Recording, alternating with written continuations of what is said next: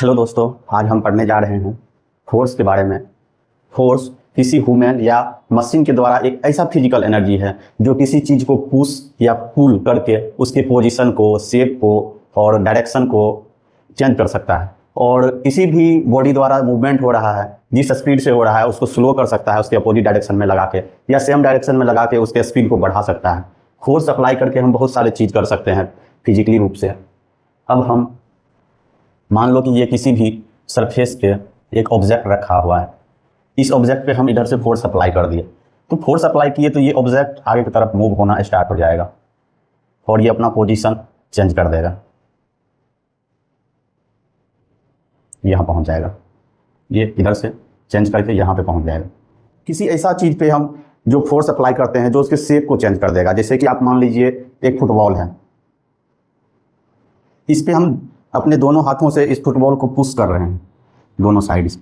इधर से भी फोर्स अप्लाई हुआ, इधर से भी फोर्स अप्लाई हुआ, तो इस वाले फुटबॉल का क्या हुआ, ये पोर्शन और ये पोर्शन पिचक गया, अंदर की तरफ चले गया। तो हम ये कह सकते हैं कि फोर्स अप्लाई करके किसी के शेप में भी हम चेंज कर सकते हैं और यहाँ पे पोजीशन में भी चेंज कर सकते हैं। किसी चीज़ के डायरेक्शन को भी चेंज कर सकते हैं हम फोर्स अप्लाई करके किसी ऑब्जेक्ट पे। मान लो कि ये कोई भी ऑब्जेक्ट इस साइड मूव कर रहा है, जा रहा है, और यहाँ से एक फोर्स अप्लाई हुआ इस पे और ये अब इधर की तरफ मुड़ गया। तो ये ऑब्जेक्ट यहाँ से इनिशियली चला था, यहाँ पे इस पे एक फोर्स लगा और ये इधर की तरफ मुड़ गया, तो यहाँ पे डायरेक्शन में चेंज हो गया। तो हमें ये चीज़ समझ आ गया कि ये एक ऐसा फिजिकल क्वांटिटी है फोर्स, जो किसी भी ऑब्जेक्ट पे हम इसको अप्लाई करके उसके पोजीशन को चेंज कर सकते हैं, उसके शेप को चेंज कर सकते हैं और उसके डायरेक्शन को चेंज कर सकते हैं। तो यहाँ पे हम मेनली दो फोर्स के बारे में पढ़ने जा रहे हैं। एक है बैलेंस्ड फोर्स और एक होता है अनबैलेंस्ड फोर्स। अब हम ये देखते हैं ये बैलेंस्ड फोर्स क्या है और अनबैलेंस्ड फोर्स क्या है। मान लीजिए कि बैलेंस्ड फोर्स को हम अगर डिस्क्राइब करें, अगर किसी भी हमारे चीज़ पे कोई ऑब्जेक्ट रखा हुआ है, हम क्या किए, इस पे एक फोर्स अप्लाई कर दिए किसी भी क्वांटिटी का, और क्या किए, इस डायरेक्शन में। यहाँ पे आप जो भी फोर्स मान रहे हो वो सेंटर ऑफ मास पे मान रहे हो। अगर हम सेंटर ऑफ मास पे फोर्स नहीं मानेंगे तो इसमें एक रोटेशन का जो है रोटेशन होने लगेगा, इसमें हमको रोटेशन जो है मिलने लगेगा, तो हम सेंटर ऑफ मास पे मान रहे हैं। ये आगे की तरफ जाना चाहिए था। एक सेम क्वांटिटी, जिस क्वांटिटी से इधर पुश कर रहे हैं, इसी क्वांटिटी से इसके जस्ट अपोजिट डायरेक्शन में अगर हम अप्लाई कर दें फोर्स को, इसके जस्ट अपोजिट डायरेक्शन में, तो इसके पोजीशन में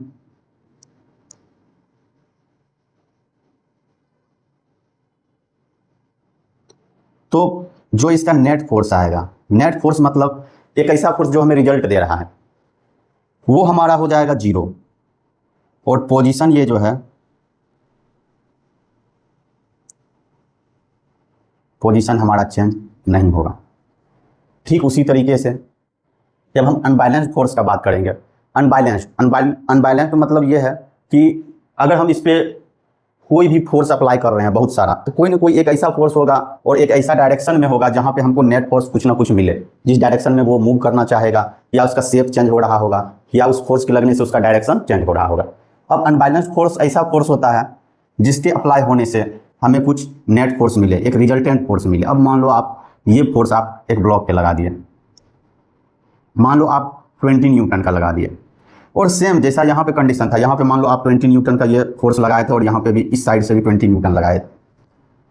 लेकिन जो अपोजिट साइड है उसमें अगर हम 10 न्यूटन के ही फोर्स से उसको पुश करें, इधर से भी पुश हो रहा है, इधर से भी पुश हो रहा है, तो यहाँ पे जो हमारा नेट फोर्स आएगा, यानी कि जो रिजल्टेंट फोर्स आएगा, नेट या